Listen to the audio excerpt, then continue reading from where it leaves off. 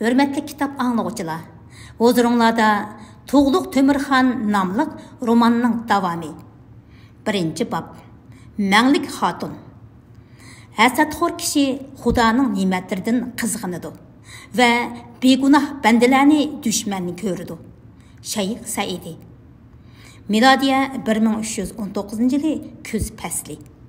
Baş küzünün bir günü idi. Samarqandning shimolidagi joylarda yashaydigan Sulduz qabilasi bilan Samarqandning janubidagi joylarda yashaydigan Barlas qabilasi Chag'atay xoni qo'ygan bosh naibga bo'ysunmasdan Mavaraun Nahr atroflarida yashaydigan Jalayir, Darxat, Mang'ut, Kiyan, Orlat, Basut, Xunxut, Noday, Olg'unun, ya'ni Ergunun, Yikras, Noyuxan, Orunar ve Barın qatarlıq 13 qabilini quturtib, Chag'atay ulusidan ayrılıp chiqmoqchi bo'pti degan xabar Chag'atay mamlakatining poytaxti Olmaliqqa chaqmoq tezligida yetib keldi. Do'g'lat, Do'xtavi qabilalariga o'xshash Sulduz Barlas qabilalari Chag'atay ulusida eng imtiyozli qabilalardan hisoblanadi. Ular ilgiri yasaqni buzganlıqdan köp qitim jazalangan boğaşqa qo'rsqida g'um saqlab kelishmoqda edi. Yuqoridagi Mavaraun Nahrga mundaq izohat berilibdi. Mavaraun Nahr tarixiy jug'rofiyaviy nom. O'tir Osiyodagi Omu daryosi bilan Sir daryosining orlig'idagi joylarning nomi. Burunqilar qorg'u to'g'u yo'lga chiqsa bo'ron bo'ladi degan ekan. Chag'atay saltanati asildinla yıqılay deb aranni ketayotgan edi. Hala bugun To'shqan yilidagi ohanatlik bitim bo'yicha Cho'ngxonga to'lindigan 30 ming yilqa olvini tüpayildin Chag'atay xoni beshiga pit selib oldi. Mavaraun Nahrda yashaydigan qabila Chag'atay xoni Esanbuga xonning har bir qabila urug' mingdan yilqa 10 g'ulam va 10 kinizak olvan bəsun degan farmoniga susluq bildirib, bo'yin tavliq qilib kelishmoqda edi.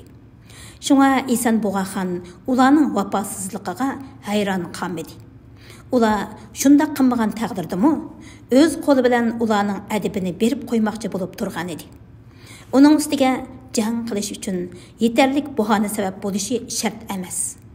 Chag'atay xoni yasoq bo'yicha o'z ulusidagi biror qabila o'ymoqning adibini berish qaroriga kelgan ekan, qarshi taraf muqarrar yo'sinda uning ashaddiy dushmani bo'ladi-da. Esanbuga xon mushlarni o'ylab qat'iy irodaga keldi-da. Jamuqay, Xuyuldar qatorliq sarkardalarni huzuriga chaqirdi va ularning o'zining Mavaraun Nahrga jazo yurishi qilmoqchi bo'lganligini uqtirdi.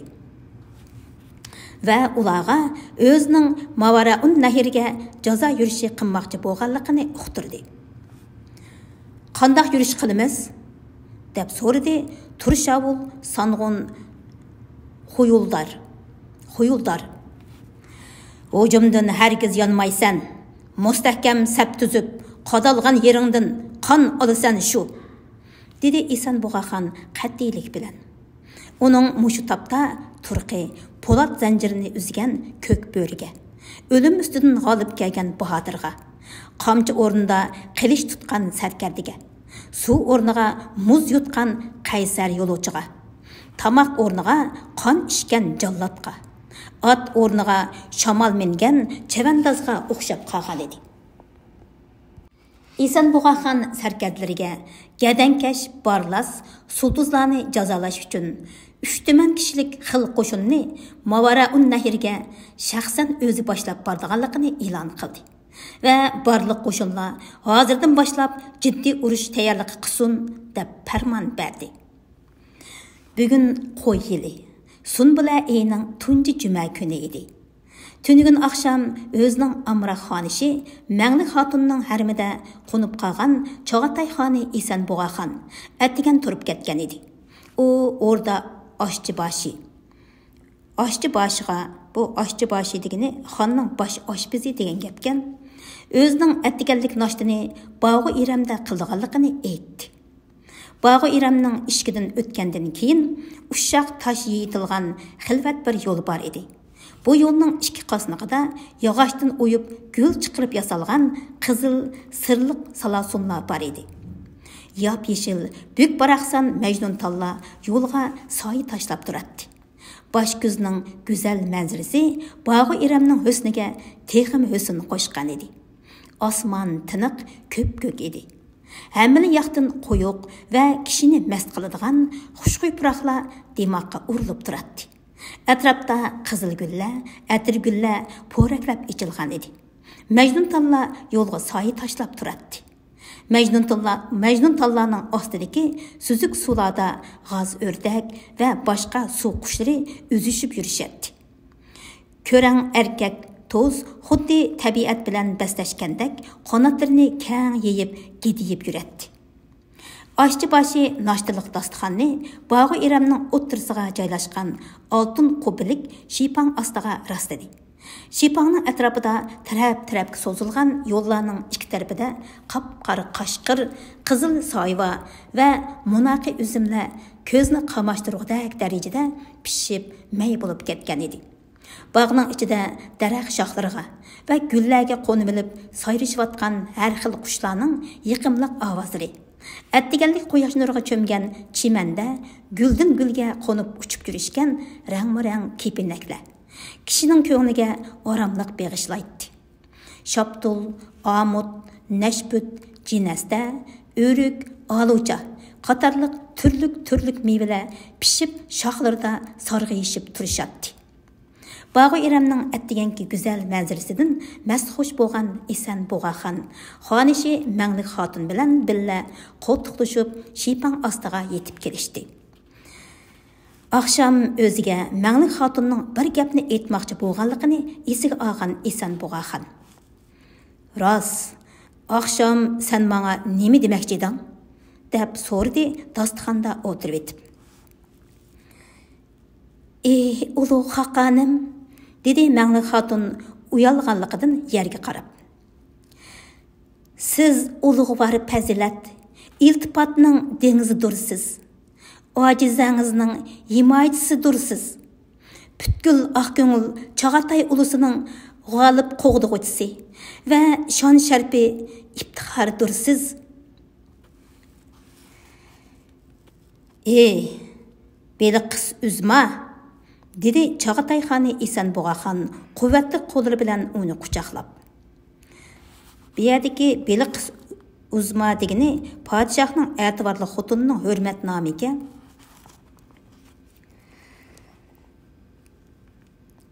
Desam demisam, sen bir gapni aytamay tursan-g'o deyman. Qani, marhamat, qilch tortinish bo'lmasin. Qara buni. O'zining halol juftidan tortingan bormi? Qo'liqingizni bu yoqqa tuting. Rasmo? Ha. Kichik tulkimi? Yo'q, bo'ra, kichik taxt varisi.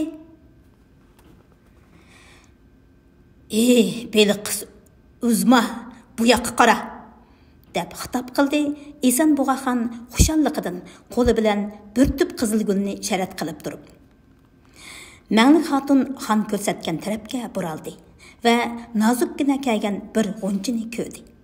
Uning nepiz gul bargilari xuddi kulib turgan buvoqning qizil lavlarini aslatib sal ichilib turadi. Başqa xotunlardan ta hozirgacha birmi farzand ko'ranmay, umrining yerimi o'tgan Chag'atay xoni Isan Bug'axon Manglik xotunning ig'ir bo'yi bo'lib qolganligini anglab, birdinla ruhlanib ketgan edi. "Mubada sening qorningda putilgan pushtum rostla taxt varisim bo'ladigan bo'lsa", dedi u xushalliqidan. "Hozirdan boshlab uni men uchun obdan asirg'aysan. U manga va ulug' bobam Chingizxonga o'xshash Mo'ng'ulning ko'k bo'risi bo'ladi." Oppoq yuzdan nur balqib turgan Manglik xotunning qora ko'zlaridan xuddi yipi uzilgan unchidak shodlik yoshlari to'kilgili turdi. Bu chaqda o'zini to'limu mahliya qilgan xotunning go'zal jamoliga talpinib turgan Isan Bug'axon. "Kelgusida tug'iladigan bu taxt varisimning ismi Sharpi tug'luq Temur bo'lsin", u xuddi o'zining ismiga o'xshash butkul mo'ng'illarni ittifoqlashtiradigan tug' alam bo'lib, Chog'atay ulusini g'albidan g'albiga boshlab mansun. Al-hol. Men hozir qo'shin boshlab yurishga otlanish oldida turibdiman. Shuningdan xotirjam bo'lg'aysanki, zafar quchib qaytgandan keyin mangu sening bilan birga bo'laman. Seni hargiz yenimdan ayirmayman. Shunga men qaytib kelguncha o'zingni obdan asirg'aysan. Ha. İsan Boğaxan xuşalliqidan Manglik xotunga seni söyman, seni qadrlayman deydigan odatga aylangan so'zlarni demedi. Chunki hozirning o'zida bundaq so'zlarning qilchimi qoyil qilish kuchi yo'q edi. Uning Manglik xotunga bo'lgan chin muhabbatini aniq ifodalashda uni qo'g'dash to'g'risidagi lavzidanmi ortiq so'z bo'lmas. Manglik xotun hayajonlanganligidan birer eg'iz loyiq so'z topolmasdan yuzlari teximi qizirib ketdi. Voy Tangrim, u nima degan go'zal ha? Dunyoda mushundaqmi chiroyli ayollar bo'ldi ekan, deb mastiga kelib ketdi xonning uningga. Xushpuroq chechib irg'anlab turgan bir dasti guldek chiroyli umaq yuzini olmamikin desem, olmaning jeni yo'q. Shapaq qizatgan bulutmikin desem, bulutqa uningdek go'zallikning hammasi mujassamlangan emas. Bu haqiqatan yuzi ichilmagan qiz cho'kanlarga xos rangi ro'yidir. Mushundaq go'zal chiroyi bilanlar ular erlarning oldida o'zlarini mag'rur tuta oladi. Chog'atay xoni İsan Boğaxanning boshqa haramidagi xotinlaridan, bo'libmi cho'ng haramdagi xotini, xoniga satilmish xotindan ko'ngli faqatla suv ichmay kelayotgan edi. Shunga keyingi chog'larda uning ko'nglini kelib chiqishi Uyg'urlarning chog'ri uruqidan bo'lgan bu go'zal Manglik xotin o'ziga maftun qilib olgan edi. Uning go'zal rangi ruxsari, sho'x, yiqimliq noz xulqi xonning ko'ngliga huzur, teniga shirin lazzat beg'ishlaydigan bo'p qoldi. Manglik xotinning balliq chog'lari go'zal yulduz yoyliqidan eqib chiqadigan Qorashahar daryosining yuqori eqinidagi Sariq suv vodisida o'tgan edi. Bu yerdagi Sariq suv degani hozirgi Xijang noyasidagi Shangyu yezisi tarasida hozirgi nomi Sar Usun deyiladi debdi. Toshqin bo'lgan faslda Cholish, ya'ni Qorashahar daryosida seriq rangda loyqiliq suv oqadiganlikdan Sariq suv deb atalgan bu voda o't cho'pi alvak, suyi mo'l, manzarasi go'zal bir joy edi. Otasi Chog'ribekning aytishicha, ularning urqi buyuk qumliqning yoqasiga joylashgan shahri Ketik degan yerdan milodiya 1266-yildagi cho'ng yig'ida Sariq suv vodisiga o'z qarindoshlarini panohlab ko'chib kelgan ekan. Bu yerdagi buyuk qumliq degani Taklamakan qumliqining tarixdagi nomlaridan birisi deb izohat berilibdi. Chog'ribekning hozir 5000 yilqisi, 1000 tortim to'gisi, tortim degani miqdor so'z, bir tortim to'ga odatda 12 to'gdan tarkib topadi deyilibdi. Bir tuman kolisi va 5 tuman tuyoq qo'yi bor bo'lib, Chog'ri urug'ida eng davlatman jamiyat hisoblanadi. Manglik xotun mushu Sariq suv vodisida Chog'ribekning oilasida dunyoga kelgan edi. Tug'ilganda o'ng mangzida kunjutdak cho'ngliqda bir tal qora sahib jamol xoli bor bo'lg'ashqa otasi Chog'ribek uningga Manglik qiz deb ism qo'ygan edi. Manglik qiz o'zi tug'ilgan Sariq suv vodisining go'zal dallarida o'z tangtushlari va qarindoshlari orasida 16 yoshga kirguncha hech qanday tashvishni bilmay, qayg'u hasratsiz o'ynab, kulib yashab keldi.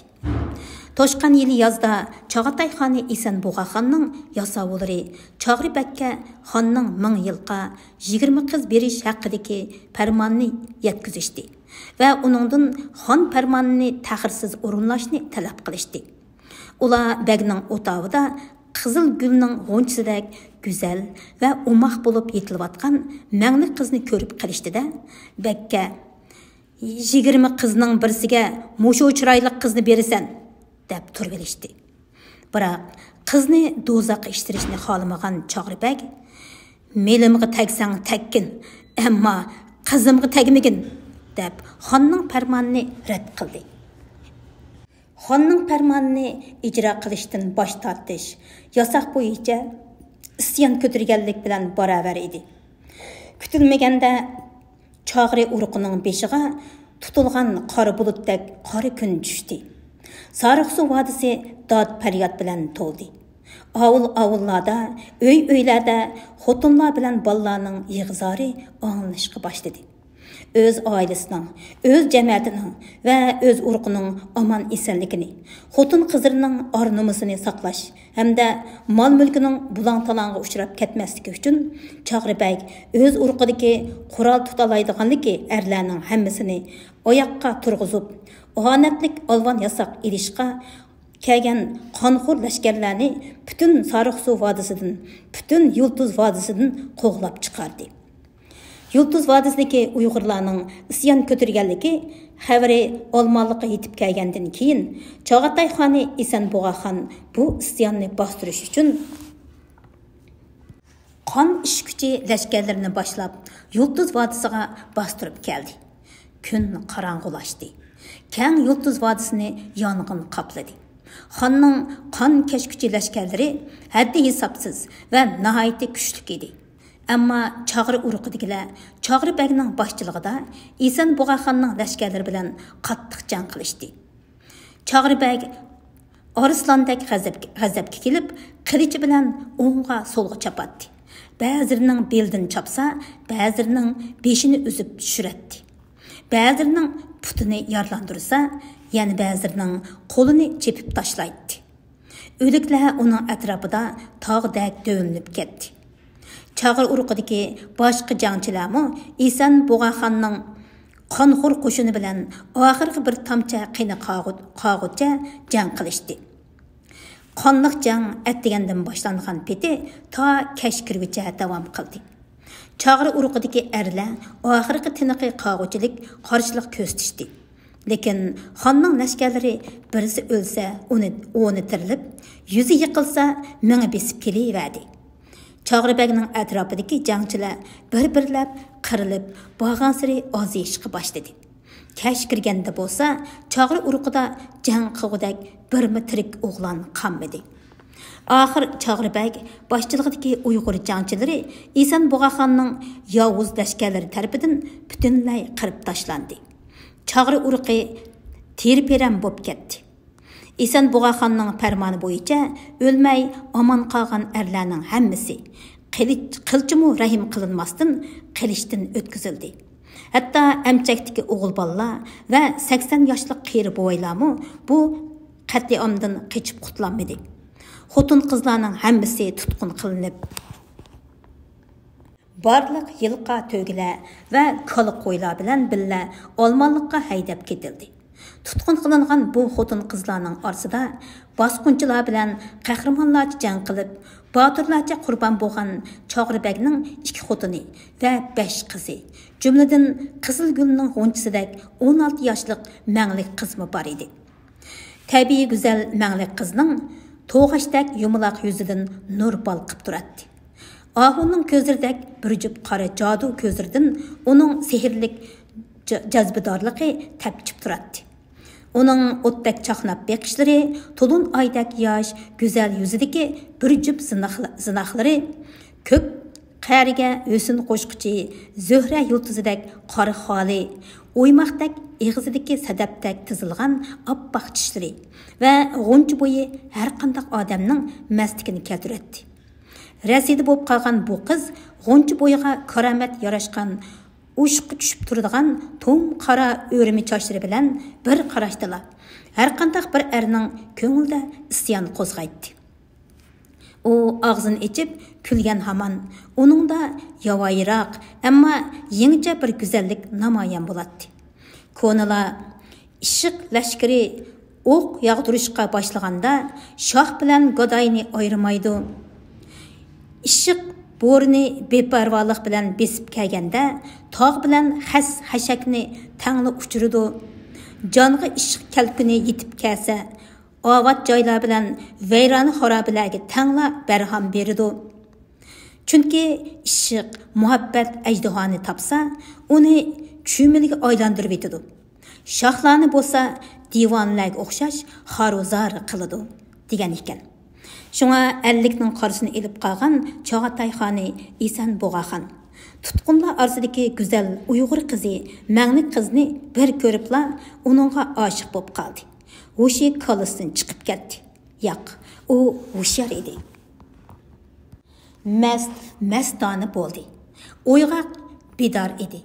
Xomush behud bo'ldi. Qısqası, qızның ishq o'ti Çağatay ulusining hukmroni İsan Boğaxanni o'ziga shundaq darajada asir qilib oldiki, uning vujud turxunidan ustutak chiqaribdi. İsan Boğaxan mulozimlarga mangli qizni xonbonlikqa avatildigan heliqi 500 knizakdan ayirib olib, o'zining harmidagi 40 xotini qatoriga qo'yishib qo'yishga buyurdi. Miladiya 1319-yili 8 ayının ma'lum bir kuni saharda Olmali qalasining 12 tömür qo'viqi guldirlab tangli ichildi. Beshiga oltin dubulga, uchisiga oltin savut kiygan, beliga qini rengarang qimmatbaho toshlardan ko'z qo'yilib nafis ishlangan, agri qilishni osgan, uchisiga yo o'qi silingan, chiroyli naqsh besilgan sag'ri sag'diqini, bu yerdagi sag'doq degani o'qdankan eshak qulan terisidan yasalganlikdan shundaq deb atalgan deyilibdi. Qiypash esib Çağatay xoni İsan Boğaxan tetik qadamlari bilan xon ordusidan chiqib keldi. Bu chaqda kun tug'ardagi tong sahar ma'budisi uyqudan texi amdilikdan uyg'onib, o'zining benafsha haramiga kirdigan darvozasini ulug' echayotgan edi. Ko'k qarida yulduzlar shalonglashib, osmonda kechikib qolgan cho'lpon yulduzimi o'z o'zini tepilishga oldirayotgan edi. 14 kunlik to'lin oymi nur yig'ib turgan osmon gumbizining bir chetida o'ngib, asta ko'zdan yo'qolmoqda edi. Kaygan teg'i tarafdan so'qilayotgan sahardagi salqin shamol yipak tog' alamlarni asta lapildatmoqda edi. Xizmatkorlar va barliq harbiy mulkiy saroy xodimlarining sahar qorong'usi ichida harbiy yurishga otlanish oldidagi jiddiy tayyorlik bilan oldirash yurishgan ko'langilari ko'rinmoqda edi. Xizmatkorlar egar jabduqlari oltin kumushdan qilingan tizgin serib bir izda zodli to'xtamayotgan qumush quloq, g'oz bo'yin jadi org'imoqni İsan Boğaxanning oldiga akilishdi. Uning siliq sonlari, gumbazga o'xshash sag'irlari o't qashlab yo'riqida oltin suyga solgandek yaltiraydi. Otning ko'krak go'shtlari lig'irlab turadi. Oldingi oyoqlarining orliqi shunchalik keng ediki, qilin juva kiyib bir odam baxuduk o'tib ketalaydi. Bu arg'imoqning butun vujudida, hatto hushyor dingaygan qumush quloqlarida, peshonasidagi oq qoshqisi bilan kichikkina beshida, paqroq, nam ko'zlarida ajoyib kuch-quvvat tepchib turadi. U shundoq ushqur bir arg'imoq ediki, ömürdek tez ketadigan, ajaldek pat yetadigan, hatto ittik o'qmi uning tezligidan rashik o'qi yeydigan, ko'zni yumib ochqicha o'tib bo'ladigan chaqmoqmi uning tezligidan hasad qilgudak darajadagi bir ot edi. Agar bu otning tizginini salpal bo'shitib qo'ydigan bo'lsa, xiyol xavarchisidan 1000 hassa tez o'tib ketgan bo'ladi. Agar qamchi yeb qolsa, 9 g'ulash kenglikdagi ho'ngdan bir sakrabla uchib o'tib ketgan bo'ladi. Çağatay xoni İsan Boğaxan xizmatkorlarining yordami bilan jadi org'moqqa mindi. Ondan o'zining atrofini tomdak qurshab turishgan, to'liq qurollangan so'latlik bag amirlar bilan billa lashkarlarning oldiga ot silib keldi. U bag amirlarga qisqa va keskin buyruqlarni berib, lashkarlarni sapros, chapros qildida, o'zi ishonchlik Tümenbeşi və Bahadırlarning o'tirisidan o'rin oldi. Jamuqay Bahadirni Yazaq qo'shiniga bosh qilib, o'zi Xuyuldar Bahadir boshliq bag amirlari bilan dilla 30 ming lashkarni boshlab, Mavaraun nahriga qarab, dab-daba, as-asa, hasham karomat bilan otlandi. Chag'atay qo'shinlarining yurishga otlangan vaqti dal oltin quyosh kun tug'ishdagi hayvatlik Tangri tog'lari orqasidan balqib chiqqan paytga to'g'ri keldi. Kanay Sunaylarning alamlik sadolari va Chag'atay mamlakatining poytaxti Olmaliqning keng ko'chalarining ikki qasnaqida sanjaq-sanjaq turib ketishgan uzatquchilarning "Yo'l bo'lsin, g'albi quchib qaytqaysizlar" degan, "G'albi quchib qaytqaysizlar" degan tabrik tilaklari sarvoz, dorvoz, jonboz, qimorvoz, kaptarvoz, kaklikvoz, to'xuvoz, tuxumboz va itorchi itvozlarning turlik tuman xil tamoshasi ichida Chag'atay xoni Esanbug'a xon tuman kishilik bargoh qo'shinni boshlab, kaygan quvga qarab yurib ketdi.